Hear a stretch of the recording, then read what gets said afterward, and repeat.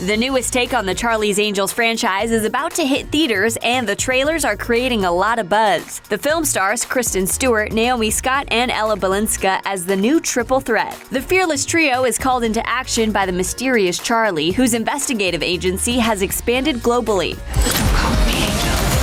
Elizabeth Banks directed and co-wrote the film. She also serves as one of the 3 Bosleys in the movie. Yeah, you heard that right. There are 3 in this film. Banks revealed that the film was not a reboot, but a continuation of the previous 2 films. These 3 incredible women are part of a legacy of angels that we sort of very much embrace in this movie. We're adding on to something, and we're here to inspire the next generation. The Charlie's Angels brand has empowered women in television and film for more than 40 years. The original story began in 1976 with the late FARRAH FAWCETT, Kate Jackson, and JACLYN Smith, and aired for 5 seasons. The show completely transformed television because up until then, the small screen was a man's world. There had never been women in leading roles on television ever. The show was originally going to be called The Alley Cats, in which 3 females would reside in alleys and wear whips and chains. Terrific.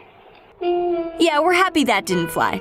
Kate Jackson was actually the one who encouraged the name Angels, since she was given semi-control over the development of the series. Jackson thought of the name after seeing a picture of 3 angels in producer Aaron Spelling's office. The network wanted to cast a male lead to save the girls during their adventures, but the production team resisted, and that's how the first generation of angels came to be. The chemistry, the camaraderie, the general respect, all the girls. We were never in competition, so I only have great memories and no regrets. When the series debuted, it was not well received by critics, but was a total hit among fans.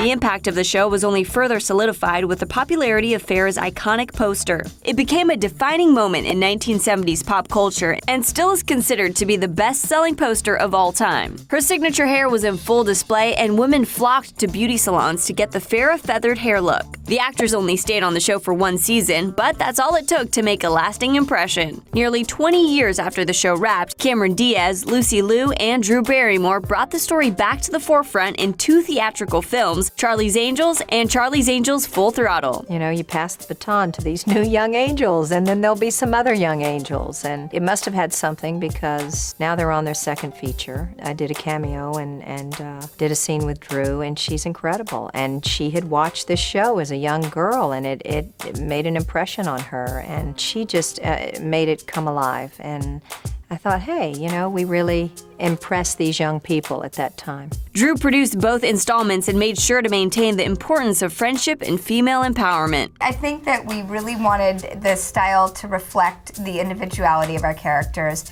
We wanted to keep it based in reality, but we wanted these women also to be women that expressed themselves and took care of themselves, more than just look their best, feel their best, and be empowered and not alienate women. Like the show, the big screen versions were panned by critics, but were massive hits with audiences. The 2 films raked in more than $520 million at the box office and inspired a new generation of fans. We didn't want women to go, look at the screen, and young girls look at it and go, well, I just don't relate to that girl at all, and I could never be her. We wanted girls to watch it and go, oh my God, I can be that girl. That's me. I want to be that person, Also, I think for women, as playing these people as these Charlie's Angels, they're so heightened to a certain extent, but what we're really doing is we're just trying to find the balance between being a career woman and having a social life and having a family life too. We also can't forget about the killer soundtrack that included the Destiny's Child hit Independent Women. The song held the #1 spot on the Billboard Hot 100 chart for 11 consecutive weeks. I got a chance to write and produce the song, so that was an exciting thing. That has to be the theme song for Charlie's Angels. It's Independent Women, and it just sounds like Charlie's Angels. Now, almost 20 years later, a new generation of angels takes flight. A talented cast? Check. A girl power message? Check. A great soundtrack? You betcha. Ariana Grande, Lana Del Rey, and Miley Cyrus, anyone?